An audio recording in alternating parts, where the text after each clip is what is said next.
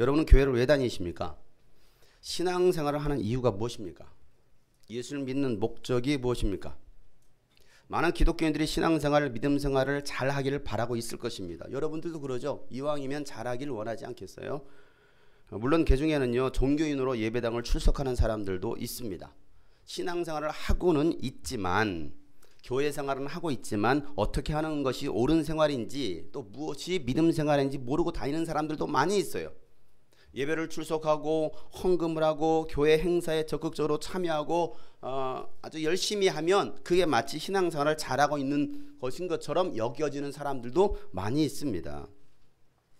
성경에서 말하고 있는 신앙생활, 예수님께서 본이 되어서 보여주셨던 그런 신앙생활하고는 무관한 종교적인 행위, 또 종교의식을 믿음생활이라고 착각하고 있는 사람들도 상당히 많이 있어요. 아니 어찌 보면 우리가 지금 이곳에서 하나님을 찬양하고 손을 들고 때로는 목소리를 높여 기도하고 하는 이 모든 의식들이 하나님께서 전혀 받지 않는, 하나님의 관심이 없는 그런 의식이 될 수도 있다는 사실이죠. 왜? 우리는 너무나 이게 자연스러운 거예요. 뻔한 거죠. 여러분, 구약시대 하나님은요, 시내산에서 모세를 통해서 하나님의 율법을 가르쳐 주셨습니다. 그런데 신약시대는 어떻습니까? 하나님의 아들이 직접 이 땅에 오셔서 산상순 말씀으로 하나님 나라의 본질을 가르쳐 주셨어요. 우리가 계속해서 주일날 나누는 말씀이 무엇입니까? 바로 이거예요. 산상순 복음의 말씀입니다. 하나님의 백성으로서, 이스라엘 백성으로서 어떻게 살아야 될지를 율법으로 말씀해 주셨다고 한다면, 오늘 우리에게 예수님은 하나님 자녀로서 하나님 나라의 가치관을 가지고서 어떻게 이 땅에 살아갈 것인가에 대해서 말씀해 주신 것이 바로 산상수훈 말씀이라는 것이죠. 이거 듣기 좋은 교훈의 이야기가 아닙니다. 본질에 관한 것이죠. 이렇게 살아야 된다는 거예요. 어떻게 이렇게 살아? 그런데 예수님께서 너희들은 이렇게 살아야 돼 라고 말씀하시면서 마태복음 5장, 6장, 7장에 산상수훈으로 우리에게 말씀해 주시는 것이죠. 우리는 성경에서 말하고 있는 본질, 하나님께서 말씀해 주신 그 본질을 알아야 됩니다. 여러분, 본질에서 벗어나는 것은요, 변질이에요. 신앙의 본질에서 벗어나면 순교자의 삶이 아니라 배교자의 삶을 살아가게 되는 거예요. 신앙의 순교자가 될 것이냐, 배교자가 될 것이냐, 이것은요, 마지막 때에 분명하게 나타날 현상들입니다. 예수님은요, 알곡과 쭉정이를 가르시러 오신 분이에요. 예수님의 그 재림의 때가 되면요, 알곡과 쭉정이를 완전히 가르시고 심판하시겠다라고 말씀하시는 것이죠. 그날이 바로 주님의 재림의 날이에요. 마태복음 3장 12절 말씀에 보면 그는 손에 키를 들고 있으니, 예수님 손에는 열쇠가 들려 있으니 타작마당을 깨끗이 하고 알곡은 곳간에 모아드리고 쭉정이는 꺼지지 않는 지옥불에 태우겠다라고 말씀하시는 것이죠. 그분이 바로 누구라고요? 예수님이시죠. 여러분, 사랑의 예수님만을 기억하지 마세요. 심판의 주님이라는 걸 기억하시길 바랍니다. 예수님 다시 오실 때는요, 키를 들고서 심판하시겠다는 거예요. 알곡과 쭉정이를 가르시겠다는 것이죠. 지금 바로 그 시기입니다. 알곡과 쭉정이를 가르는 시기예요. 교회를 다닌다고 다 예수를 믿는 거 아닙니다. 교회 건물이 있다고 다 그게 하나님께서 기뻐하시는, 하나님께서 세우신 교회가 아니라는 것을 여러분 생각해야 됩니다. 그렇기 때문에 마지막 때를 살아가는 이 그리스도인들은요, 여러분들이 가지고 있는 예수 그리스도에 대한 그 믿음의 확신을 굳게 붙잡아야 됩니다. 그리고 세상과 싸워서 이길 수 있는 사람들, 그들이 바로 하나님 나라에 들어갈 수 있다라고 말씀하시죠. 요한계시록 2장 25절부터 26절 말씀 보면 이렇게 말씀하고 있습니다. 다만 내가 올 때까지, 예수님께서 다시 오실 때까지 너희가 가지고 있는 그것을 굳게 붙잡으라는 거야. 우리가 가지고 있는 그것이 무엇입니까? 예수 그리스도의 복음이에요. 예수 그리스도, 진리죠. 이 진리를 수호하라는 것입니다.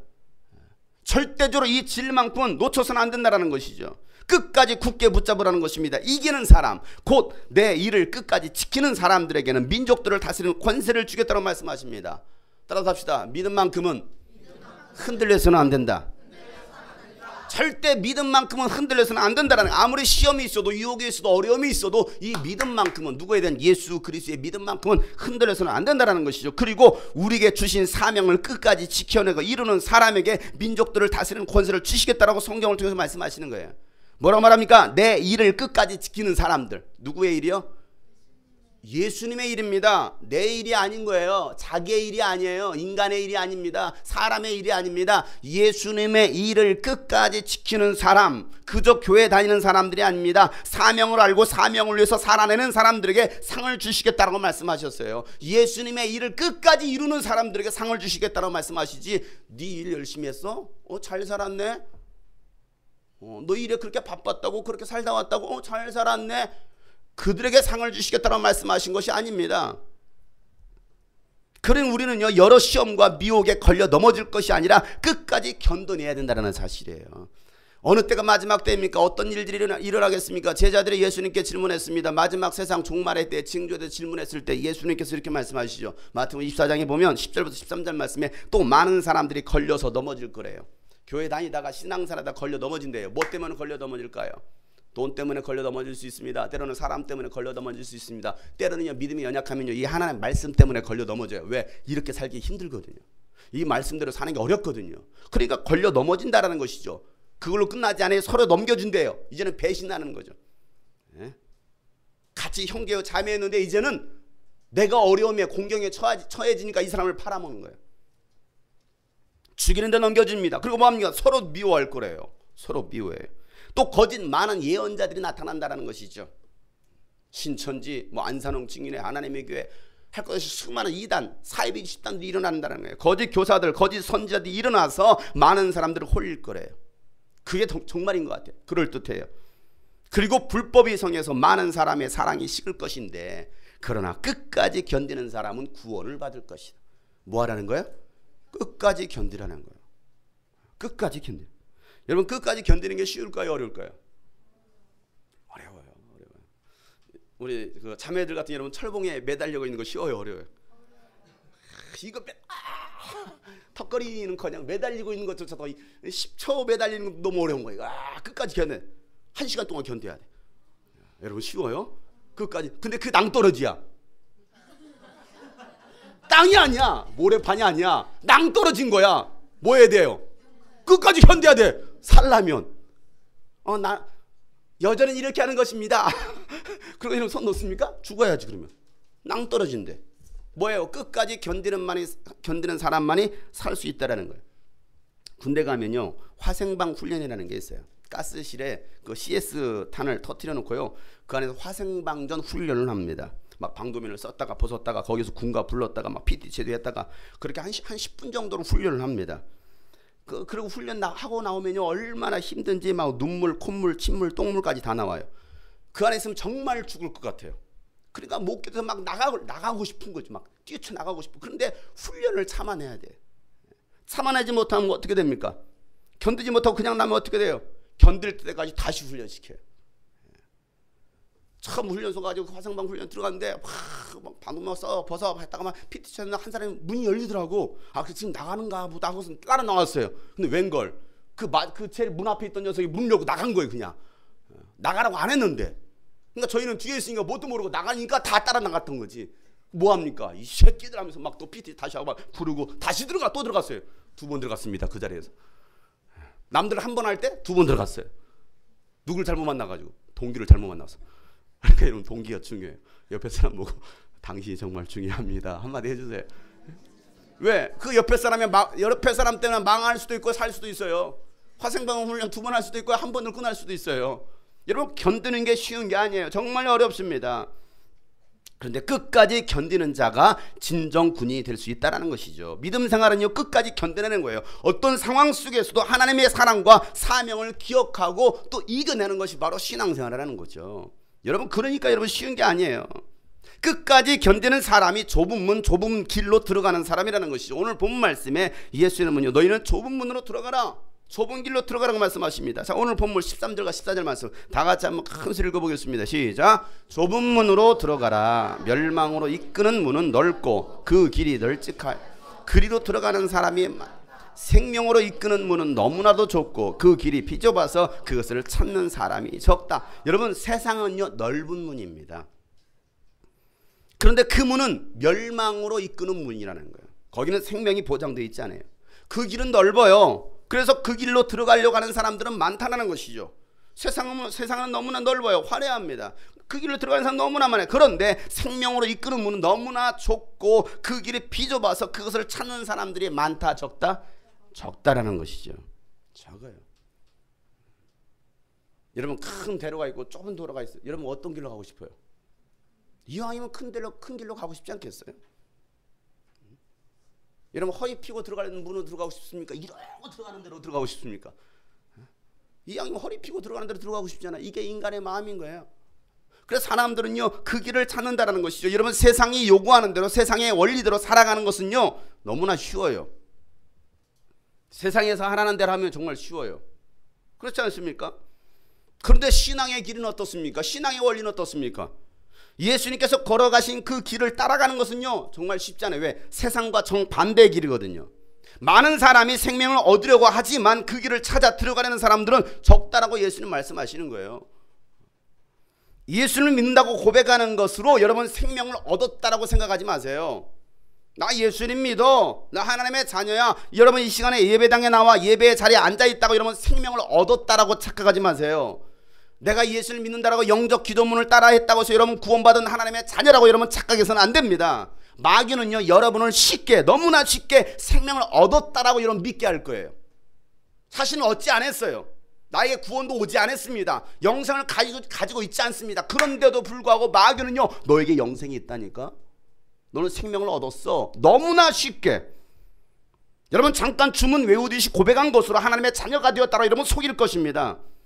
그 믿음으로 여러분은 아무것도 하지 않아도 된다는 생각을 가지게 할 거예요.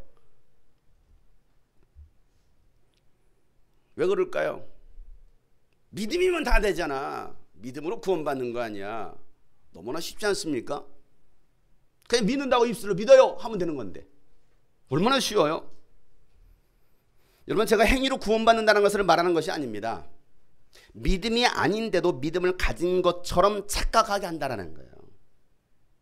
이 사람이 구원받지 않은 사람이에요. 그런데 마치 구원받은 사람인 것처럼 마귀는요 여러분을 속일 거예요. 여러분 믿음에는요 반드시 행함이 따르게 되어 있습니다. 행함은요 제자의 삶이에요. 좁은 문으로 들어가는 것입니다. 비좁은 길로 찾아 들어가는 거예요. 넓은 문, 편안한 삶 누리는 삶이 아닙니다. 내 육체의 요구를 다 충족시키는 삶이 아닙니다. 칭찬과 영광과 섬김받는 자리가 아닙니다. 그런데도 오늘날 많은 기독교인들이 영광과 섬김과 그 사랑과 누림을 기대하고 요구하고 있다는 사실이에요. 그런 요구가 충족이 되지 않으면 원망하고 불평합니다. 좁은 문을 너무나 불편해하는 거예요. 불편한 거죠. 견딜 수가 없는 거예요. 아니 교회가 왜 이래? 왜? 불편한 거지. 여러분 신앙생활은요 불편한 삶입니다. 여러분 편안한 삶을 기대하셨습니까? 아니에요. 진짜 신앙생활은요 불편한 거예요. 육체적으로는 부족한 삶이 바로 믿음의 길이라는 것이죠. 2%가 부족한 것이 아니라요 98%가 부족한 삶이 바로 예수 믿는 길이에요. 근데 많은 사람들은요 불편해. 전혀 다른 사람들끼리 어울리고 있잖아요. 얼마나 불편합니까? 아니 지금 옆에 사람 앉아있지만 불편해. 불편하지 않아요? 굉장히 불편한 관계 아니에요? 모르는 사람이 앉아있어. 너무나 불편한 거야. 더군다나 목사님 또 옆에 사람하고 이 얘기하라네. 왜 시키고 그래? 불편한데. 내 마음이 사실은 그런 마음이 아닌데 왜 자꾸 시키고 그래? 그냥 가만히 앉아있다 가도 되는 것이지. 얼마나 불편합니까? 불편한 거예요. 얼마나 불편해요. 여러분 신앙생활은요 불편한 것이에요. 근데 많은 사람들이 자꾸 뭔가 자신의 육체의 필요를 채우려고 교회에서 그런 것들을 요구하고 있습니다. 그걸 믿음으로 적용을 시키려고 하고 있습니다. 그래도 그 길을 찾아 들어가는 사람이, 불편한 것을 찾아 들어가는 사람이 하나님의 자녀들이라고 예수님께서 말씀하시는 것이죠. 신앙생활을 왜 하시기 시작하셨습니까? 라는 질문을 해보면요 이런 대답들이 나와요. 가난에서 벗어나려고. 너무나 가난이 지겨워서. 아니 내가 병에 걸렸는데 예수 믿으면 병에서 낫는다고 하니까 질병에서 고침 받으려고 신앙생활 하기 시작했습니다. 교회 다니면 자식이 잘 된대요. 그래서 자식 잘 되게 기도하려고 왔죠. 어떤 사람은요 마음이 평안해진대요. 여러분 절에 가도 마음 평안해져요? 천주교 가보세요. 마음이 평안합니다. 마리아여 성부 성자 성령 성신께 마음에 얼마나 평안합니까? 근데 우리는 뭐 굉장히 불편하죠. 동성을 기도하세요. 시작부터 뭐 왜 소리 안 내고 기도합니까? 얼마나 불편해. 시끄러워요. 교회는 너무나 시끄러워요. 어떤 사람은 많은 사람들을 만날 수 있다는 것 때문에 교회 다닌대요. 죄에서 구원받으려고, 아니 종교 하나 가지고 싶어서 종교 때문에 교회를 선택한 사람들도 있다고 합니다. 여러분, 시작이 잘못되었죠. 물론 시작이 잘못되었어도 본질을 찾으면 다행인 거죠. 본질은 하나님을 아는 것입니다. 하나님을 알고 하나님의 뜻에 뭐 하는 거예요? 순종하는 것이죠. 그 뜻대로 살아가는 것이 신앙생활이라는 것이죠. 여러분, 내가 잘 되는 것이 신앙생활이 아닙니다. 기억하세요. 내가 잘 되기를 기도하지 마세요. 내가 잘 되는 것이 신앙생활이 아니라 하나님의 일이 잘 되는 것이 신앙생활입니다. 나의 목적이 아니에요. 하나님의 목적이 나의 목적이 될 때 이게 신앙생활을 잘하게 되는 거예요. 근데 자꾸 우리는요, 나의 목적에 맞추고 있어요. 내 길에 맞추고 있어요. 주님의 길이 아니에요. 주님의 목적이 아니에요. 하나님의 뜻이 아니에요. 자꾸 내 뜻에 맞추고 있습니다. 그리고 내 뜻대로 안 되면 이게 불쾌한 거죠. 예수님 마태복음 이 산상순을 통해서 좁은 문으로 들어가라고 말씀하시면서 요한복음에서는요, 예수님 자신이 문이다라고 말씀하셔요. 야, 너희들은 좁은 문으로 들어가야 돼 라고 말씀하시면서 요한복음 10장에 보면 내가 바로 그 좁은 문이다 라고 말씀하십니다. 10장 7절부터 9절 말씀, 예수께서 다시 말씀하시기를 내가 진정으로 너희에게 말한다. 나는 양이 드나드는 뭐라는 거예요? 문이라는 것입니다. 나보다 먼저 온 사람은 다 도둑이고 강도래요. 그래서 양들이 그들의 말을 듣지 않았다. 나는 그 문이다라는 것이, 양들이 들어갈 수 있는 문이라는 것입니다. 누구든지 나를 통하여 들어오면 구원을 얻고 드나들면서 꼴을 얻을 것이다 라고 예수님 말씀하십니다. 누구를 통해서요? 예수님을 통해서만이 들어갈 수 있다는 것이죠. 신앙생활은요, 예수님을 통해서만 들어가는 것입니다. 양은 예수 그리스도라는 문으로 들어가야 구원을 얻는 거예요. 여러분, 성소에 들어갈 때 여러분 그 동문으로 들어가야 되는 것이죠. 그 문밖에 없다라는 거예요. 다른 문은 없다라는 것이죠. 벽 타고 가면 이거 도둑놈이라는 거예요. 반드시 이 동문으로 예수 그리스도의 문으로 들어와야만이 구원을 받고 드나들면서 꼴을 얻을 수 있다고 말씀하십니다. 다른 문은 없습니다. 예수로 말미암지 않고서는 아버지께로 갈 자가 아무도 없다라고 예수님 말씀하셨어요. 신앙생활은 다른 방법을 찾는 것이 아닙니다. 오직 예수 외에는 방법이 없어요. 그렇기 때문에 좁은 문 좁은 길이라는 거예요. 많지가 않아요. 왜? 이 길밖에 없으니까. 꼭 그렇게 해야 돼? 네. 이 길밖에 없어? 네. 근데 우리는 자꾸 꼭 그렇게 해야 돼요? 꼭 그렇게 걸어가야 되나요? 꼭 그렇게 살아야 되나요? 왜 이런 질문합니까?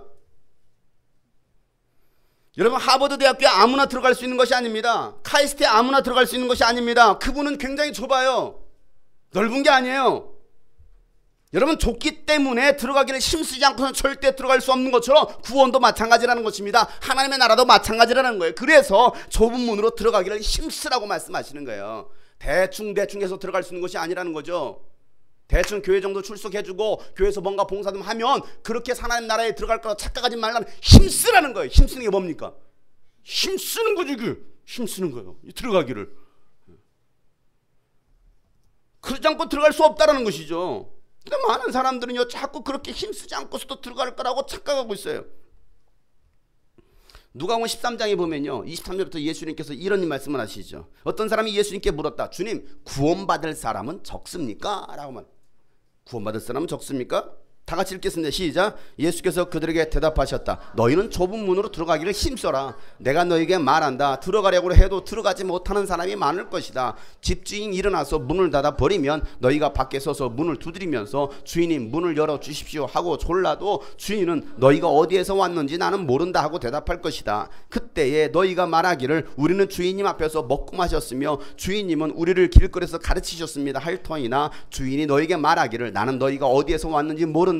불의를 일삼는 자들아 모두 내게서 물러가라 할 것이다. 아브람과 이삭과 야곱과 모든 예언자는 하나님 나라 안에 있는데 너희는 바깥으로 쫓겨난 것을 너희가 보게 될 때 거기서 슬피 울면서 이를 갈 것이다. 사람들의 동과서에서 또 남과 북에서 와서 하나님 나라 잔치에 앉을 것이다. 보아라, 꼴찌가 첫째가 될 사람이 있고 첫째가 꼴찌가 될 사람이 있다. 이 말이 무슨 말이에요? 예수님, 구원받을 사람이 적습니까? 얼마나 구원받을 수 있을까요?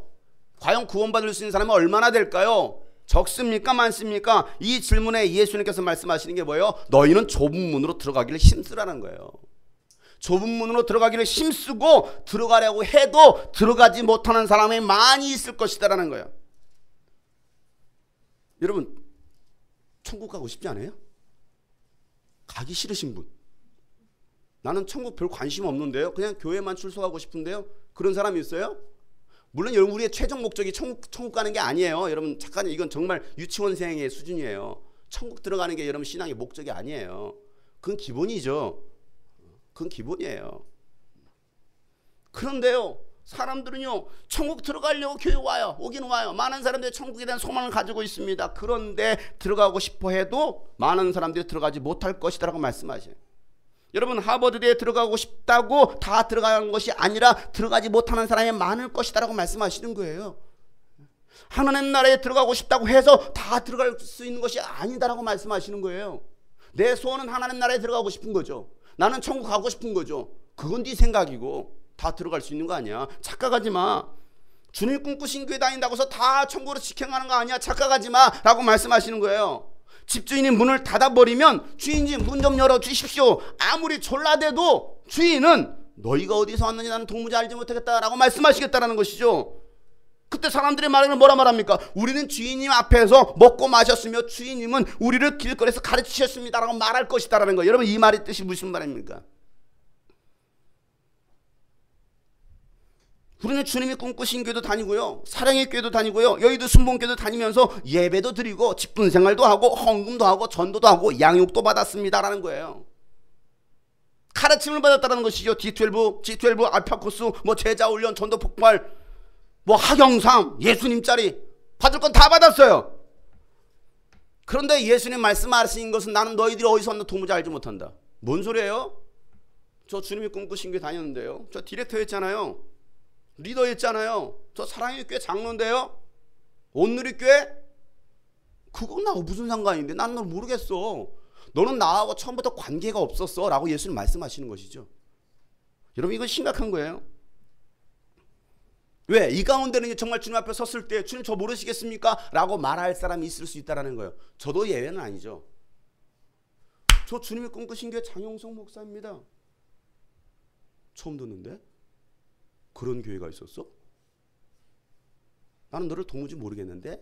라고 말씀하신다면 여러분 아니 예수님 잘 좀 생각해 보세요. 예수님 좀 IQ가 좀 떨어지셨나요? 왜 기억을 못 하시나요? 잘 좀 기억해 내보세요 라고 말하겠어요? 그럴 수 없다는 것이죠. 나는 너희들이 어디서 왔는지 도무지 모르겠다라고 말씀하십니다. 그 이유가 어디 있습니까? 불의를 일삼는다라고 말하고 있습니다. 뭘 일삼아요? 불의를 일삼는다. 여러분 불의를 행했다는 말이 무슨 말입니까? 불법을 행했다는 말이에요. 불법이 뭡니까? 하나님의 뜻대로 순종하지 않는 것입니다. 하나님의 방법대로 하지 않았다라는 것이죠. 인간의 생각으로 내 경험으로 지식으로 인간적인 정으로 했지 하나님의 방법대로 성령님의 인도하심 따라 성경의 원리대로 하지 않았다라는 거예요. 그래서 교회도요 정 때문에 다니는 사람이 있어요. 사람 때문에 인맥 때문에 하나님과의 관계가 아니에요. 그런 자들은 하나님 나라의 바깥으로 쫓겨나 슬피 울며 이를 갈 것이다 라고 말씀하시면서 사람들이 동과 서에서 남과 북에서 와서 하나님 나라 잔치 자리에 앉을 것인데 정말 중요한 얘기하죠. 꼴찌가 첫째가 되고 첫째가 꼴찌 되는 일들이 일어날 것이다. 먼저 된 사람이 나중되고 나중된 사람이 먼저 될 것이다 라고 말씀하고 있습니다. 그런 일이 일어날 것이라는 것이죠. 주님이 꿈꾸신 교회에 먼저 왔던 자가 나중되고 나중 왔던 사람이 먼저 되는 일이 일어날 것이다. 예수를 먼저 믿었던 사람이 나중되고 나중 믿었던 사람이 정말 하나님께 귀하게 쓰임받는 먼저 될 사람이 있다는 것이죠. 태어나기는 에서가 먼저 태어났어요. 그런데 하나님의 장대의 축복을 누가 받습니까? 야곱이 받습니다. 이게 뭐예요? 첫째가 나중되는 거예요. 교회는 먼저 나왔는데 하나님께 쓰임받기는 나중에 온 사람이 더 귀하게 쓰임받는 일이 일어날 것이다 라고 예수님께서 경고하시는 거예요. 그러니 정신 차려 라고 말씀하시는 거예요. 여러분 왜 이런 일이 일어납니까? 좁은 문으로 들어가려고 힘쓰지 않는 거예요. 자꾸 넓은 문을 선택합니다. 히브리서 12장에 보면 모든 사람과 더불어 화평하게 지내고 거룩하게 살기를 힘쓰십시오라 말하고 있습니다. 뭐라고요? 힘쓰라는 거예요. 거룩해지지 않고서는 아무도 뭐하지 못할 것이다. 주님을 뵙지 못할 것이다. 힘쓰래요. 힘쓰라는 거예요. 힘쓰지 않고서는, 거룩해지지 않고서는 아무도 주님을 뵙지 못할 것이라는 것이죠. 다 같이 읽겠습니다. 시작. 하나님의 은혜에서 떨어져 나가는 사람이 아무도 없도록 주의하십시오.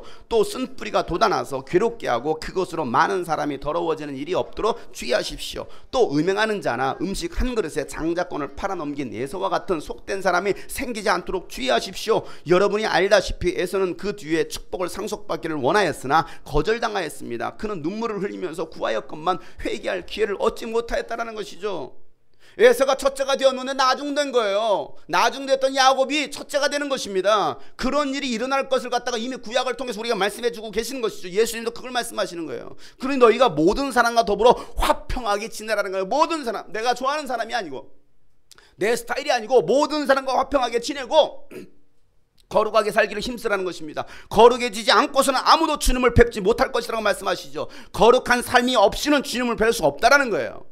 그리고 뭐라 말합니까? 하나님의 은혜에서 떨어져 나가는 사람이 아무도 없도록 주의하라라고 말씀하십니다. 이 말이 무슨 말이에요? 하나님의 은혜에서 떨어져 나가는 사람이 있다라는 거예요.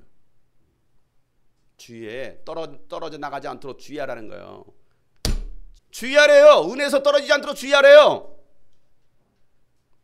떨어져 나갈 사람이 있다는 것이죠. 내 안에 쓴뿌리가 돋아나서 나를 괴롭게 하고 나로 끝나지 않고 그것 때문에 많은 사람들이 더러워지는 일이 없도록 주의하라는 거예요. 누구 때문에? 나 때문에. 시험은 그래서요 절대 나 혼자 들지 않습니다. 꼭 다른 사람들까지 시험 들게 합니다. 누가 그래요? 에서가 그러는 거예요. 에서가 뒤늦게 눈물을 흘리면서 구했습니다. 축복해달라고 구했습니다. 그러나 회개할 기회를 얻지 못했다고 말하고 있습니다. 왜 이런 일을 합니까? 은혜를 은혜로 여기지 않기 때문에 그래요. 좁은 문으로 들어가는 것을 부담스러워하는 거예요.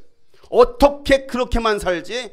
어떻게 내 것을 포기하고 살아? 어떻게 내 자존심을 내려놓고 돈도 내려놓고 가족들도 내려놓고 지금까지 쌓아놓은 내 업적 스펙트를 어떻게 내려놓고 주를 따라가? 그건 쉬운 일이 아니야 라고 말을 하는 것이죠. 여러분들은 그러지 않은 것 같은데 제가 그러는 것 같아요. 제자가 되겠다고 따르는 수많은 사람들에게 예수님께서 심각한 요구를 하십니다. 심각한 요구. 마태복음 16장에 보면요 24절부터 그때 예수께서 제자들에게 말씀하십니다. 누구든지 나를 따라오려거든. 지금 왜 예수님을 따라오는 수많은 무리들이 있으니까 오늘도 주일이라고 수많은 사람들이 다 교회로 몰려 들어갔지 않았겠습니까? 그들을 향하여서 예수님께서 뒤를 돌아서서 하시는 말씀이 뭐라고 말씀입니까? 자기를 부인하고 제 십자가를 지고 나를 따라오너라 라고 말씀하십니다. 누구든지 자기 목숨을 구하고자 하는 사람은 잃을 것이고 나 때문에 자기 목숨을 잃는 사람은 찾을 것이다. 사람이 온 세상을 얻고도 제 목숨을 잃으면 무슨 이득이 있겠느냐. 또 사람이 제 목숨을 되찾는 대가로 무엇을 내놓겠느냐. 인자가 자기 아버지의 영광에 쌓여 자기 천사들을 거느리고 올 터인데 그때에 그는 각 사람에게 그 행실대로 갚아줄 것이다. 어떻게 살았느냐? 그 행실대로 예수님 갚아주시겠다는 말씀하시죠. 누구든지 예수님을 따라가려거든 나를 따라오려거든 자기를 부인하고 십자가를 지고 따라가야 된다고 말씀하시죠. 예수님 때문에 목숨을 잃을 수도 있다라는 거예요. 여러분 목숨을 보존하는 게 아니고요. 생명의 보장권이 있는 게 아니고 목숨을 잃을 수도 있어.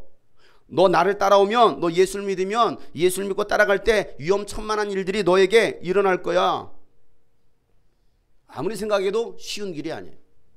야, 너 주님이 꿈꾸신 교회 다니면 너에게 엄청나게 많은 어려움들이 있을 거야. 네 목숨의 위협도 너에게 일어날 수도 있어 라고 말씀하시는 거예요. 네 목숨도 잃어버릴 수도 있어 라고 말씀하시는 거예요. 그러니까 오늘 빨리 잘 생각해 보셔야 돼요. 아, 안 되겠다. 그럼 안 되지. 내 목숨을 보존해야 되지. 예수님이 지금 그걸 말씀하시는 거예요. 야, 네 목숨 나는 절대 보장할 수 없어. 네가 나를 믿는다고 난 네 목숨 보장할 수 없다. 심지어는 부모, 형제, 처자식까지 미워하고 자기 목숨까지도 미워하지 않으면 예수님의 제자가 될 수 없다라고 누가복음 14장에 보면 그렇게 말씀하십니다. 누구든지 내게로 오는 사람은 자기 아버지나 어머니나 아내나 자식이나 형제나 자매뿐만 아니라 심지어 자기 목숨까지도 미워하지 않는다면 내 제자가 될 수 없다라고 말씀하십니다. 누구든지 자기 십자가를 지고 나를 따라오지 않으면 내 제자가 될 수 없다라고 예수님이 계속 말씀하십니다. 무엇을 더 소중하게 여기겠느냐라고 말씀하시는 것이죠. 부모나 자녀나 자녀도 내 것이 아니라 내게 잠시 맡겨주신 것뿐인데 마치 내 것인 것처럼 생각하는 거예요. 그러니 너희들은 내 것인 것처럼 생각하지 말라는 거예요. 네 거 아니야. 부모 네 거 아니야. 자식 네 거 아니라니까. 그래서 우리는 마치 자꾸 내 것인 것처럼, 그러니까 여러분 내려놓기가 어려운 거예요. 왜? 내 건데, 내 거라고 생각하는데 여러분 얼마나 어렵습니까? 그래서 부모와 자녀들이 우상이 되기도 합니다. 여러분, 내 것은 없습니다. 내 것은 없어요. 그래서 누가복음 14장 34절에 그러므로 이와 같이 너희 가운데 누구라도 자기 소유를 다 버리지 않으면 내 제자가 될 수 없다라고 말씀하시는 것이죠. 여러분 그 많이 있잖아요. 여러분 쥐고 있는 거 많이 있지 않습니까? 다 내 거라고 생각하지 않습니까? 야, 네 거 인정하지 마. 네 것은 없어 라고 예수님 말씀하셔요. 더 이상 소유권을 주장하지 말라는 것이죠. 여러분 기독교인들조차도 자꾸 돈으로 뭔가를 하려고 그래요. 기독교인들도 돈도 내 거, 자식도 내 거, 건강도 내 거, 재능도 내 거, 시간도 내 거, 다 내 것이라고 생각합니다. 더 많은 자기의 것을 만들려고 몸부림을 치고 있습니다. 오죽했으면 불교에서 무소유라는 것을 무소유하니까 얼마나 베스트셀러가 되고 막 아이고 정말. 왜? 예수 믿는 사람들이 그렇게 안 사니까. 심지어는 목회자들조차도 더 많은 것을 가지려고 합니다. 더 큰 교회를 짓고 더 많은 성도들을 끌어들이고 이왕이면 더 좋은 차에 더 넓은 집에 더 많이 대접받기를 바라고, 그래서 성도들에게 목회자 대접하면 하나님께서 복 주신다라고 강조하며 설교합니다. 목회자 잘 섬기에 복 받아. 시시때때로 성도들에게 복과 헌신이라는 미끼로 헌금을 또 강요하기도 합니다. 성도들에게 좁은 길이 아니라 넓은 길을 안내하고 있습니다. 예수님의 제자가 아닌 목사의 제자를 만들려고 하고 있죠. 사랑하는 성도 여러분, 여러분은 좁은 문으로 들어가기를 힘쓰고 계십니까? 좁은 길을 일부러 여러분 찾아서 들어가고 있습니까? 이왕이면 환영받는 곳, 이왕이면 더 많이 사랑해 주는 곳, 이왕이면 안정적이고 편안한 곳을 찾고 계시진 않습니까? 이왕이면. 교인들도요, 이사를 가거나 교회를 찾을 때 개척교회나 미자립교회, 작은 교회는 가려고 하지 않습니다. 그런 교회를 가면 더 많이 헌신해야 될 것 같고 또 헌금도 많이 해야 될 것 같고 사람들도 별로 되지 않으니까 더 많이 부딪힐 것 같은 거예요. 사람은 막 수천 명 있으면 그 사이에 끼어 있으면 누가 왔는지도 모르니까 왔다 갈 텐데 몇 명 되지 않으니까 다 알잖아요. 안 와도 누가 안 왔네 다 알잖아요. 그러니까 부딪히기를 꺼려하는 것이죠. 여러분 냄새나는 그 상가교회, 또 지하 개척교회보다는요 문화센터도 잘 되어 있고 교회 시설도 좋고 양육 시스템도 잘 되어 있고 설교도 잘하고 잘생기고 재치도 있고 이왕이면 유명한 목회자, 교계의 유명한 목회자 선호하지 않습니까? 편안한 극장식 의자에 앉아서 좋은 강연 한 편 듣는 거죠. 훌륭한 문화 공연 한 편 보면서 즐거워하는 오늘날의 기독교인들, 이걸 다른 말로 종교놀이라고 하죠. 종교놀이 하고 있는 오늘날의 기독교인들. 여러분 추운 겨울에 난방도 안 켜줘요. 여름에 에어컨도 안 해줘 보세요. 어떤 일이 날까요? 에어컨 켜! 왜 안 켜는가? 더운데. 아 왜 이렇게 추워? 왜 이렇게 추워 교회가? 지금도 덥다고 지금 에어컨 켜놨어요. 얼마나 추워요? 에? 덥다고. 에어컨 꺼보세요. 왜 이렇게 더워? 오늘따라 더운 거야. 오늘따라 목사님 설교가 왜 이렇게 또 길어? 도저히 못 견디는 거예요. 추위에 벌벌 떨어서 누가 좋아해요? 여러분 노숙자가 여러분 옆에 앉았어요.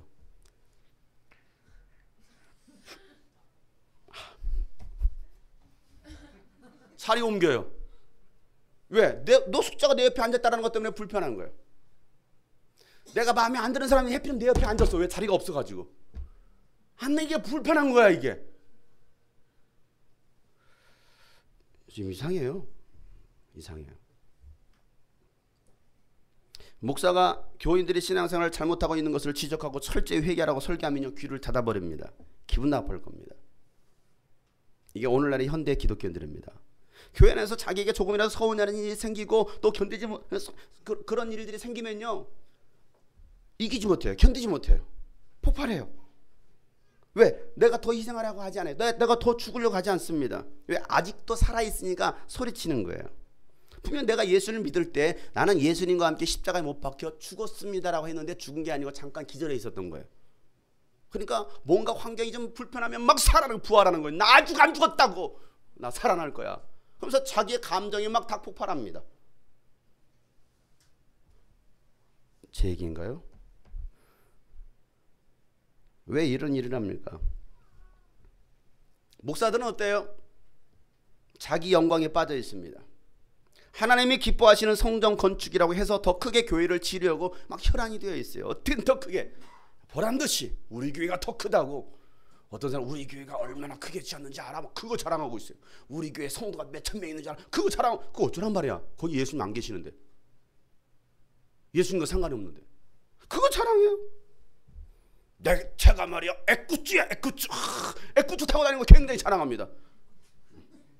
아직도 모닝 타고 다녀? 아유 굿모닝. 비웃어요 비웃어. 뭘로 평가합니까? 그런 걸로 평가하고 있어요. 뭐가요? 목회자들이 그래요. 시골 목회 농촌 목회 안 하려고 하죠. 개척교회 미자리교 안 하려고 하죠. 이왕이면 더 큰 교회, 더 좋은 거, 환영받는 거, 접대 많이 받는 거. 심각해요. 말로는 하나님께 영광이라고 하지만 하나님은 건물을 받으시지 않아요. 하나님 건물 받아서 어디다 쓰시게요? 하나님 부동산 투기하십니까? 왜 그런 걸로 하나님이 영광 받으신다고 생각하십니까? 성전 건축하면 하나님이 기뻐하시고 성전 건축하지 못하면 하나님 기뻐하시지 않습니까? 우리 교회는 저주받은 교회죠. 왜? 우리는 월세 지하 교회 있으니까 말이에요. 지난번에 우리 교회가 작년에 우리 건물을 이전하려고 하는 과정에서 참 우리 교회인들도 열심히 막 헌신하고 나름대로 했습니다. 근데 그 과정 속에 돈도 부족하고 믿음도 부족해서 이전은 못했어요. 그때 그 교회를 그 교회 그 목회자 아내분이 저에게 하는 말이 목사님 아직 돈 6억 준비 안 됐어요? 예. 우리가 6억이 어디 있습니까? 아쉽다. 들어오시면 좋은데. 목사도요. 교회 건축한 목사하고요. 건축 안 한 목사하고 달라요. 그래서 우리는요. 건축하지 않은 목사하고는 어울리지도 않아요. 하나님 기뻐하지 않아요. 그 말을 듣는데 전화를 부셔버리고 싶었어요. 얼마나 열받던지. 아, 네. 예. 예, 예. 그래요? 알았어요. 와. 건축한 목회자를 하나님이 쓰시고 기뻐하신다라는 거예요. 그래 너 잘났다. 너 잘났어. 그 건물 가지고 평생 잘 먹고 잘 살아라. 소리쳤어요. 속으로만. 예, 예. 예. 그게 오늘날의 가치관이에요. 내가 얼마나 큰 교회 건물을 가지고 있느냐. 내가 얼마나 많은 성도들을 거느리고 있느냐. 내 스펙이 얼마나 있느냐. 내가 교계 유명한 지도자야. 그래서 어쩌란 말이에요. 우리 교회 개척했을 당시 지금 6년 전이죠. 한 학생이 축구교회가 좋다고 이 교회 다니겠다고 엄마에게 말을 하니까 그 엄마가 하는 말이 야 작은 교회는 위험해. 큰 교회 다녀라. 그리고 세중학교로 데리고 왔어요. 작은 교회가 위험하대.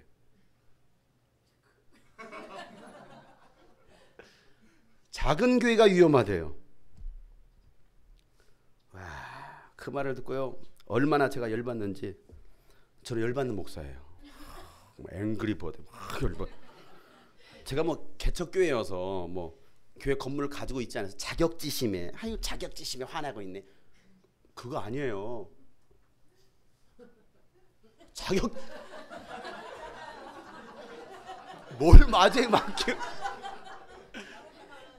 이렇게 맞다라고 생각하는 사람은 뭡니까? 자격지심인 거야. 왜? 내가 없으니까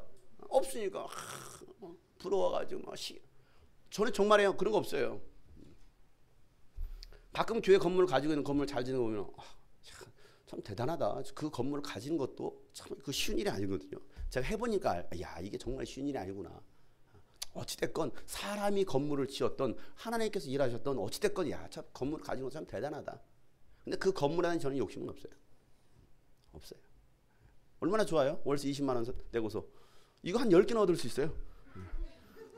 우리 바로바로 지게할 수 있습니다. 지하에다 다 지게할 수 있어요. 그걸로 저는 뭐 부럽고 그럴 이유가 전혀 없어요. 자격지심이 아니에요. 근데 이게 뭡니까? 방금 얘기했던 것처럼 너무 없으면 자격지심이라는 게 근데 저는 그게 아니에요. 여러분 자격지심이 화나는 게 아니라 여러분 없는 놈이라 있는 놈들 부러워하지. 저는 그러지 않습니다. 제가 열받는 건 뭐냐면 목사들이 성도들을 잘못 가르쳐 놓은 거예요. 그거에 대해서 저는 열받는 거예요. 왜 목회자들이 바른 말을 안 해요? 왜 바르게 안 가르쳐 주고 있느냐. 예수님 분명히 말씀하신 나는 사람들이 지어놓은 그 건물 속에 난 갇혀 지내지 않는다. 나는 사람이 지어놓은 그 손에 나는 있지 않겠다라고 말씀하셨는데도 불구하고 오늘날 어떻습니까? 더 크게, 더 웅장하게, 더 많은 돈을 들여서 수백억 수천억 들여서 대출받아서 부도나고 그래서 경매 나가더라도 그것도 하나님이 하셨나요? 그러면 왜 오늘날 교회가 그렇게 흘러가고 있느냐 이거예요. 그러니까 세상 사람 비웃는 거예요. 하나님이 하셨다며 왜 경매 나와?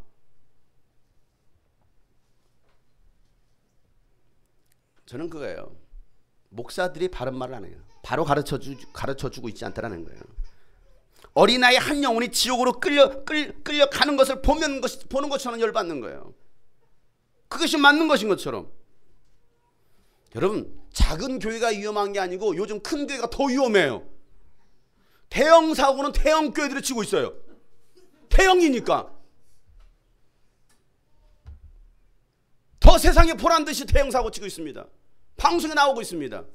오늘도 2시에 안양 평촌 CGV에서 영화 한 편이 상영될 겁니다. 코바디스 주여 어디로 가시나이까. 사랑의 교회가 어디로 가는 것입니까? 여의도 순복교회가 어디로 가는 것입니까? 성충현 목사는 지금 어디로 가고 있는 것입니까? 2시에 상영할 거예요. 다 보러 가세요. 10,000원씩 내고. 그런 영화가 또 방영되지 못하도 또 압력을 넣고 있습니다. 누가 넣고 있을까요? 작은 교회가 넣고 있을까요? 힘 있는 자들이 되겠죠. 큰 교회 목사들은 떵떵거리고 누리고 살고 있지만 작은 교회 목사들은요 펑펑 울면서 살고 있습니다. 얼마 전 목회자 사례비에 관한 통계 자료가 발표됐는데요. 보건복지부가 제정한 최저 생계비라는 게 있습니다. 최저 생계비 4인 가족 기준이 얼마냐면 163만 원입니다. 그런데 그 163만 원에 못 미치는 사례비를 받는 목회자가 66.7%라는 통계가 나왔습니다.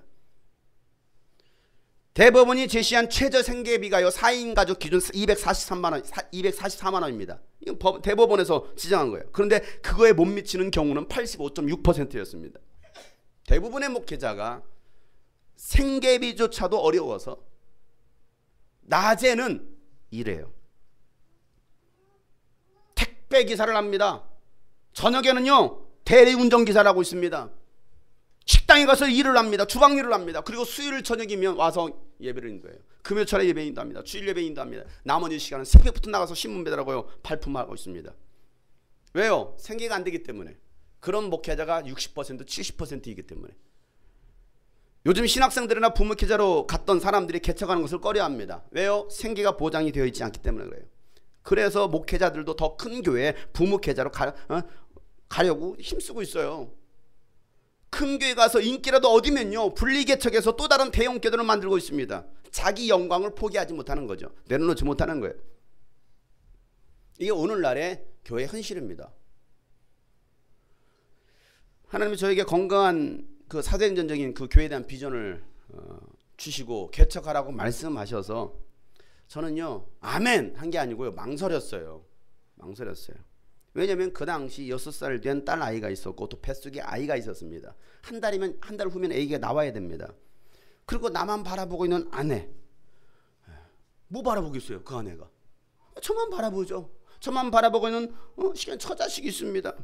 가장입니다. 한 집안의 가장입니다. 생계를 책임져야 됩니다. 근데 하나님이 개척하래요. 전 망설였죠. 왜? 돈이 없으니까. 그래서요 저는 하나님이 응답해 주셨음에도 불구하고 큰 교회 부목사로 갈까? 그냥 개척하지 말고 그냥 이 교회에 남아있을까 고민했습니다. 그런데 하나님은요 계속해서 개척에 대해서 말씀해 주십니다. 그래서 저는요 그래 좁은 길로 들어가라고, 좁은 문으로 들어가라고. 그러니까 하나님이 하라고 했으면 하나님이 책임져 주시겠지. 뭐 생계 안 되는 거 뻔히 아실 테니까 뭐 하나님이 책임져 주시겠지. 그리고 저는요 개척했어요. 지금 생각은 미친 짓이에요. 제정신이 아니었어요. 지금 돌아보면 와 진짜 똘끼가 발동됐나? 이 믿음이 아니야. 똘끼야 똘끼. 이거 미쳤어. 이거 미친 짓이에요. 아무리 생각해도. 성도가 있는 것도 아니었습니다. 돈이 있는 것도 아니었습니다. 그렇다고 어디서 후원이 들어오는 것도 아니었어요. 그냥 하나님께서 주신 응답, 동서남북을 내가 너에게 다 주겠다는 그 말씀만 믿고 이곳 평촌에 개척을 했습니다. 여기 왔지만 아는 사람이 아무도 없었어요. 제가 살고 있는 지역도 아닙니다. 다음 세대를 세우는 교회 하겠다고 방에서부터 저희 가족과 함께 예배를 시작했습니다. 어떻게 돈 안 되는 사역에 뛰어드는 거죠. 더 돈이 안 되는 사역. 다음 세대 사역이니까. 청년들이 한두 명 나올 때 저는 그들에게 이런 말을 합니다. 야, 개척교회라고 헌금해야 된다는 그 부담감 갖지 마라. 헌금할 생각하지 말고 하나님과의 관계를 먼저 회복하고 하나님께 삶을 드려라. 그리고 돈 걱정하지 말고 내 생활비는 내가 알아서 책임질 테니까 우리 모두 하나님의 목적대로 살아가자. 제가 그거 요구했어요. 지금도 마찬가지입니다. 여러분 헌금하려고 하지 마시고요. 하나님과 관계 회복하시고 하나님의 목적대로 살아가시길 바랍니다. 이게 진짜예요. 없으니까 헌신 좀 하시죠. 좀 도와주시죠. 거지예요? 하나님의 거지예요? 저 거지 아닙니다. 저는 거지같이 살고 싶지 않아요. 저는 아쉬운 소리 하고 살고 싶지 않습니다. 내가 손가락 빠는 한이 있어도 나는 아쉬운 소리 하고 싶지 않아요. 하나님은 거지가 아니거든요. 근데 마치 목사가 거지가 돼요. 좀 도와주세요. 좀 도와주시죠. 좀 헌신 좀 해주세요. 정말 이게 진짜 싫어요. 정말 좀 이번에 좀 헌신 좀 하시겠습니까? 알아서 하세요. 하나님과의 관계 회복하시고 알아서 하세요. 제가 그 얘기를 했어요. 내가 뭐 내가 알아서 책임질 테니까 야 그냥 하나님의 목적대로만 살아가자. 그래서 저는요 공사 현장에 가서 일도 하고요. 또 설교하는 자리에 초청되면요 오늘이 마지막이라고 마지막 설교라고 생각 정말 죽을 힘을 다해서 복음을 전했습니다.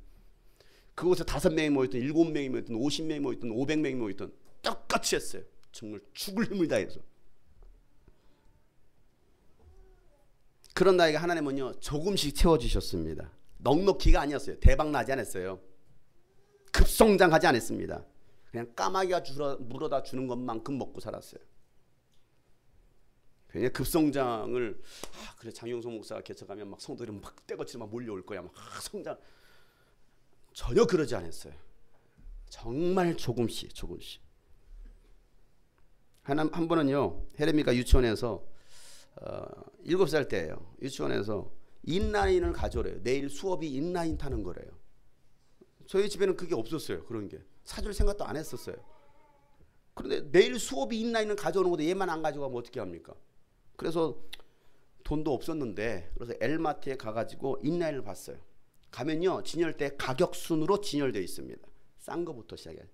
5만원부터 5만원, 7만원, 9만원, 12만원, 14만원, 22만원 이렇게 쫙 진열되어 있어요. 저는 당연히 어느 쪽으로 갔느냐면 싼 거부터 보기 시작했습니다. 어떤 걸 사줄까. 근데 헤렘이 눈에는요 자꾸 비싼 쪽으로 눈이 향하는 거예요. 나는 야 헤렘아 우리 찬찬히 보자. 일단 보자. 헤렘이라도 앞에서 쫙 보기 시작했습니다. 이거 어때? 이거 어때? 얘 자꾸 저기로 가는 거야. 그러면서 하는 소리가 이거 마음에 든다. 이거 예쁘다. 분홍색 헬로키티. 키티 사줘. 보니까 가격이 한 14만 원 돼요. 헤렘아 잠깐 이거 봐. 여기도 분홍색 있어. 이것도 분홍색. 7만 원대. 여기도 분홍색 있다니까? 이거 마음에 들지 않냐? 저랑 똑같은 것 같아. 그냥 키티 그림만 그려서 내가 그림 그려줄게. 스티커 붙여줄 테니까 똑같아. 그냥 스티커만 붙어있는 것 뿐이야. 별다를 바 없어. 그거 상표값이야. 그러니까 이거 사자. 이거 저거 사면 안 돼? 똑같다니까. 내가 집에 가서 스티커 붙여줄게. 한참 한 10분 동안요 그 앞에서 실갱을 했습니다. 그래서 헤레미야하고 타협을 봤어요. 그래서 7만 원짜리를 들고 왔습니다. 사실 저한테는 개척교회 목사한테 7만 원은요 엄청나게 큰 돈이었어요. 왜? 수입이 없잖아요. 생활비는 다 나가야 되는데. 그리고 저는요 광명에서 양육이 있어가지고 광명으로 가는 길에 집으로 전화했습니다. 그리고 아내에게 물어봤습니다. 헤레미가 어때? 좋아해? 아내 물어봤더니요 엄마가 물어봤대요. 야 인라인 마음에 들어? 아빠가 사준 인라인 마음에 들어? 그러자 헤레미가 약간 뜸을 들이더니 하는 말이 엄마 그냥 내가 사고 싶은 인라인이 있었는데 싸서 샀어. 그래도 괜찮아. 아빠가 사줬잖아. 그 말을 했다고 저한테 하는 거예요. 저는 양육하러 가고 있는데 싸서 샀어. 그 말을 딱 듣는데요. 야, 내가 왜 이 짓 하고 있지? 그 12만 원짜리 하나 그래 사라. 왜 그것조차도 사줄 수 없는 그런 목사가 되었지? 개척교회 목사라는 게. 그래서 양육하러 가는 제 모습이요,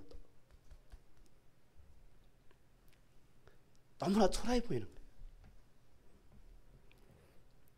성도들한테 전혀 내색을 안 하고 3시간 동안 막 정말 막 웃으면서 막 열심히 양육을 했습니다. 괜히 딸한테도 막 미안하기도 하고, 지가 사달라는 거 제대로 한 번 사준 적이 없었거든요. 한 번을 제가 사준 적이 없어요. 항상 정을 했습니다. 야, 싼 거, 더 싼 거. 야, 아빠 돈 없어. 안 돼. 야, 이건 너무 비싸잖아. 이게 제 입에 달고 달았던 언어들입니다. 그 말을 듣고서 야경을 마치고 집으로 돌아오는 길에 제가 서둘러서 집을 방문해서 그 인라인을 집어들었습니다.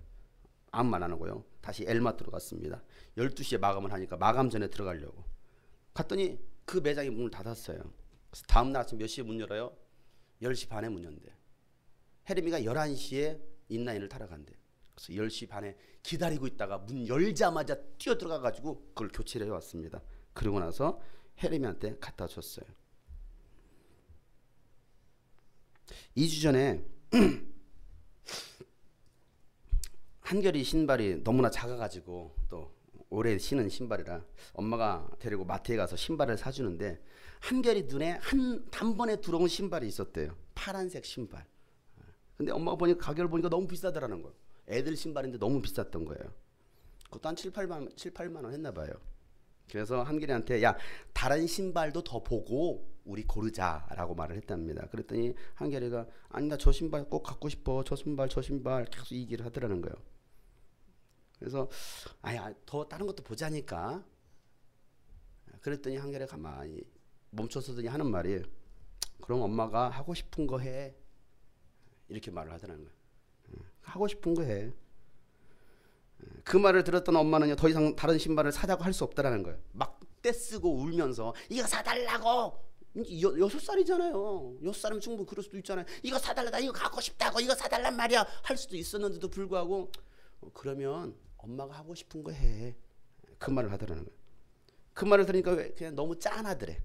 마음이 아프더래. 그래서 그냥 그 신발을 샀대요. 참 한결이가 지혜로워요.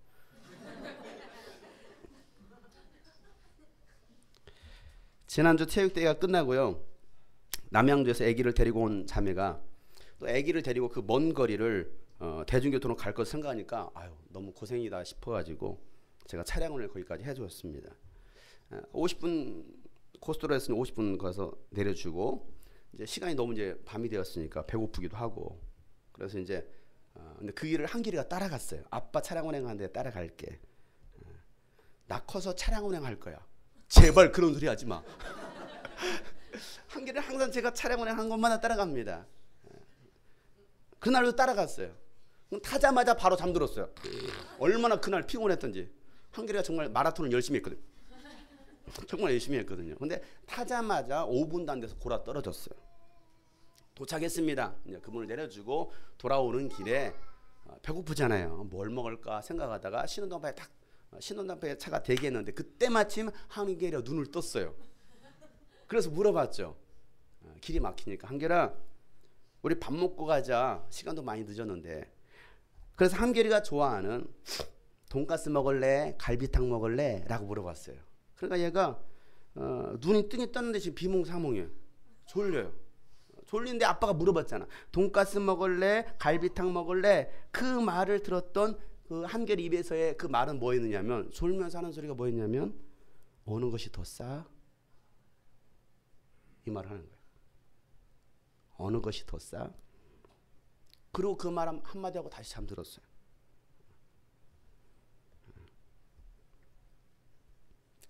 많은 무리가 예수님과 함께 길을 가고 있는데 한 사람이 예수님께 말을 합니다.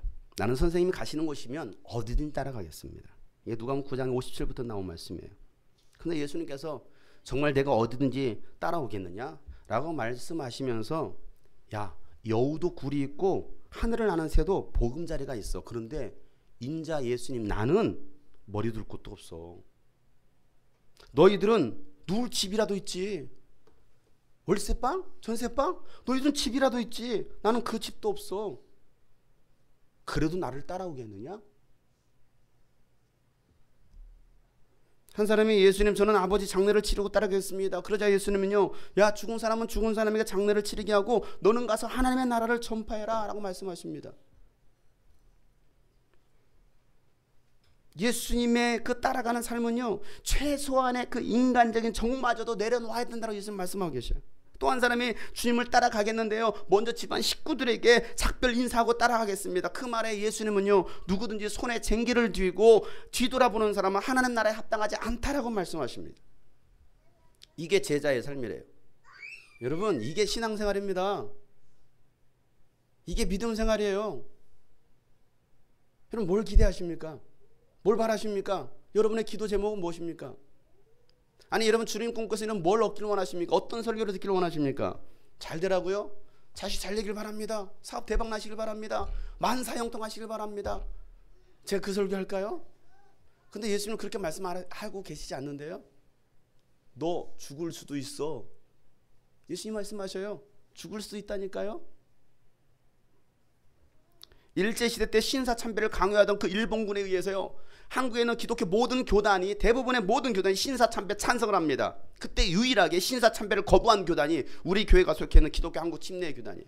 이 침례교만큼은 절대 할 수 없다. 유일하게 한 교단, 저 구원파 침례교 말고요.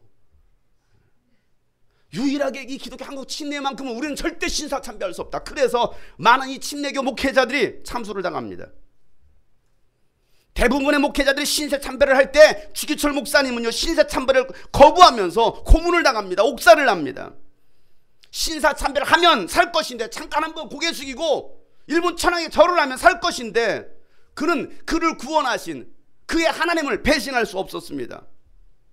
그래서 못판 위를 걸어라고 말했을 때 그는요, 못판 위를 걸어가는 거예요. 주기철 목사님은 그 발을 뚫고 올라오는 그 못의 고통을 견디면서 입으로는 찬양이 나오는 거예요. 여러분, 못판을 걸어간다고 생각해보세요. 건강 걷기 위해서 돌 자갈 위에 있는 올라가서 건 것도 다리 아파가지고 아이고 이러고 있는데 못이 뚫고 나오는 거예요. 발바닥을 뚫고 나오는 것입니다. 그 고통을 견뎌내는 거예요. 왜? 내가 믿는 예수의 신앙을 포기하고 싶지 않아서. 절대 신사참배 한 번이라도, 나는 한 번조차도 신사참배하고 싶지 않아서. 그래서 그 입에서는요, 그 못판 위를 걸어가면서 찬양이 나와요. 저 높은 곳을 향하여 날마다 나아갑니다. 내 뜻과 정성 모두 날마다 기도합니다.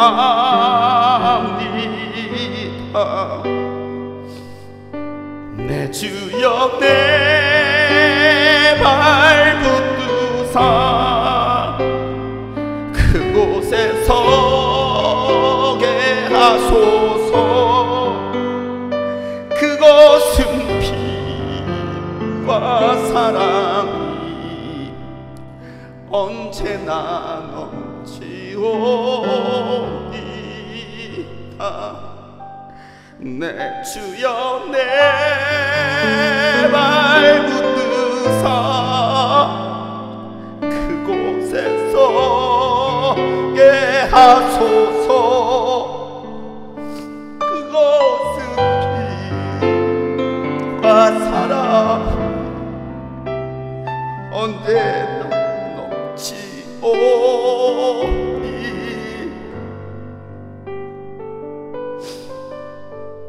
끝내 신사참배를 거부하고 신앙을 지키다가 독극물 주사로 순교를 당합니다. 사랑하는 성도 여러분, 하나님 나라를 소망하십니까? 하나님의 다스리심을 받기를 원하십니까? 하나님이 우리 인생의 주인 되십니까? 그러면 좁은 문으로 들어가라고 말씀하셔요. 좁은 길을 찾아서 힘써 걸어가라고 말씀하십니다. 불편해도,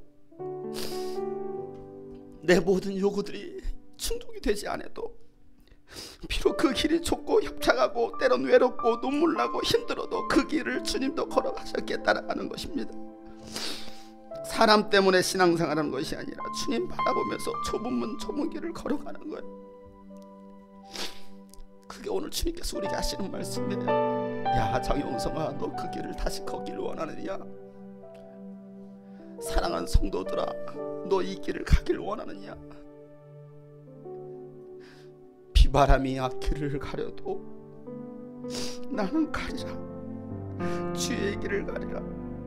눈보라가 앞길을 가려도 나는 그 길을 가리라. 그 길은 영광의 길, 그 길은 승리의 길, 그 길은 나를 구원하신 주님이 십자가 지시고 가신 그 길. 여러분, 이게 우리의 그냥 입술로만의 고백이 아니라 우리 삶의 고백이 되었으면 좋겠고요, 삶의 현장이 되었으면 좋겠습니다. 비바람이 앞길을 막아도 나는 가리. 주의 길을 가리. 눈보라가 앞길을 가려도 나는 가리. 주의 길을 가리. 이 길은 영광의 길.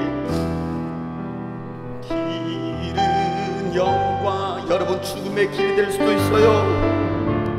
이 길은 승리의 길. 나를 구원하신 주 십자가 지고 가신 길, 십자가 가신 길 나는 가리라. 난 주의 길을 가리라. 주의 길을 가리라. 주님 발자취 나는 가리라. 나는 가리라. 주의 길을 가리라. 주의 길을 가리라. 주님 발자취 따라. 주님 발자취 따라 가리라. 험한 파도 앞길을 막아도 나는 가리. 주의 길을 가리. 모진 바람 앞길을 가려도, 모진 바람 앞길을 가려도 나는 가리. 주의 길을 가리. 이 길은 고난의 길. 이 길은 고난의 길. 이 길은 생명의 길. 이 길은 생명. 나를 구원하신 주님이, 나를 구원하신 주 십자가 지고 가신 길. 십자가 지고 가신 길 나는 가리라. 나는 가리라. 주의 길을 가리라. 주의 길을 가리라. 주님 발자취 하라. 나는 가리라. 나는 가리라. 나는 가리라. 주의 길을 가리라. 주의 길을 가리라. 그렇습니다.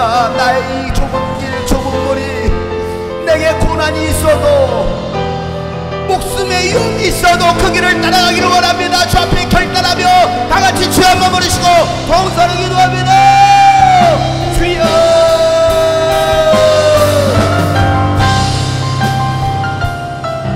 너희는 좁은 문으로 들어가라. 좁은 길로 따라가라. 주님 말씀하십니다.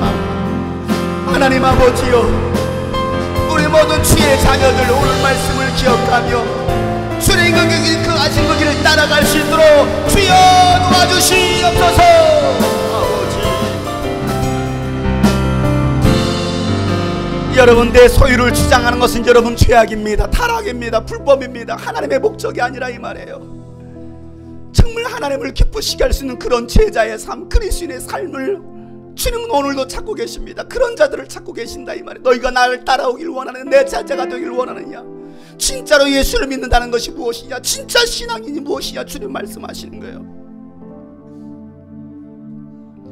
저는 불쌍한 사람이 아닙니다. 저는 전력하는 사람이에요. 저는 불행한 사람이 아니에요. 저는 구걸하는 사람이 아니에요. 부족한 것이 있어도 저는 그 안에서 주님 때문에 기뻐하고 행복하며 걸어가고 있습니다. 여러분, 마지못해 억지로 가고 있는 게 아니에요. 이게 즐거워서, 이게 기뻐서 그 길을 또 걸어가는 거예요. 내 모든 것들이 욕구들이 채워졌다고 해서 여러분 그게 행복한 것이 아니라 이 말이에요. 여러분, 사치하는 것은 타락이에요. 낭비하는 것은 타락입니다. 내가 더 누리려고 하는 것도 여러분 타락입니다. 오늘 말씀을 기억하시면서 하나님, 내가 그 길을 따라가는 하나님 순례자 나그네인데 하나님, 내가 정말 하늘을 소망 품고 주님 바라보고 따라가기를 원합니다. 예수님처럼 살아가기를 원하고 하나님의 목적이, 하나님의 뜻이 나의 뜻이 되고 나의 목적이 되기 원합니다. 여러분, 그렇게 결단해야 되지 않겠습니까? 회개할 건 철저히 회개하면서 내가 좁은 문을 피하고 넓은 길로 가려고 했다 한다면, 기도의 길이 아니라 헌신의 길이 아니라 충성의 길이 아니라 내 뜻대로 내 마음대로 살았다 한다면 철저히 다시 회개하면 하나님, 내가 그 길로 다시 걸어가기 원합니다. 주님, 내가 나를 통해서 주님 영광 받으시옵소서. 나의 삶을 주 앞에 드리기 원합니다. 주의 제자의 삶을 살겠습니다. 다시 한번 주 앞에 결단하면서 다시 주의 마음을 하시고 통솔하기 당했습니다. 주여 하나님 아버지, 아버지, 하늘 영광 하늘 영광 밝음이 어두운 그늘에 지니 예수 공로 의지하여 항상 빛을 보고 하늘 영광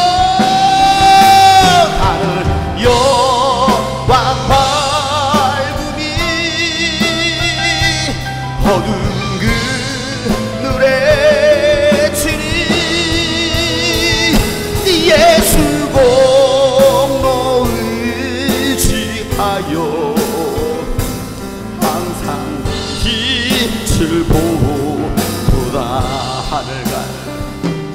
하늘 가는 밝은 길이 내 앞에 있으니 슬픈 일을 많이 보고 슬픈 일을 많이 보고 늘 고생하여도 늘 고생하여도 하늘 영광 하늘 영광 밝음이 어두운 그늘에 지니 예수 공로 의지하여 항상 빛을 여러분 주님 가신 그 길을 따라가는 여러분 행복한 삶입니다. 내가 염려하는 일이 세상에 많은 중 세상에 많은 중 근심밖에 걱정 근심다 늘 시험하여도 늘 시험하 예수 보배로운 피 예수 보배로운 피 모든 것을 이기니 예수 공로 의지하여 예수 공로 여러분 항상 이기시길 바랍니다. 항상 이기리 내가 청선 바라보며 내가 천성 바라보고 가까이 왔으니 아버지의 영광 집에 아버지의 영광 나시고 싶도다. 나 그렇습니다. 우리의 쉴 곳은 오직 그곳밖에 없습니다. 나는 부족하여도 나는 부족하여도 나를 영접하실 터이니 살아있도다 착하고 충성된 종아 영광 나라 계신 임금 우리 나는 부족하여도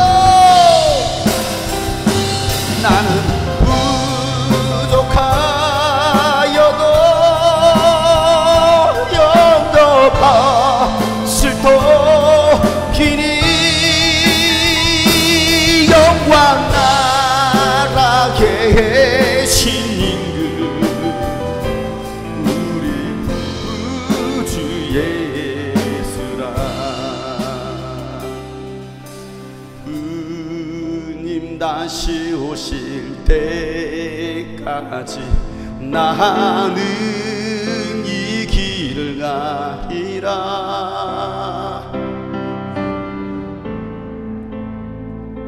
좁은 길 나의 십자가 지고 나의 가는 이 길 끝 나는 주님으로 여러분 주님을 바라봅시다. 영광에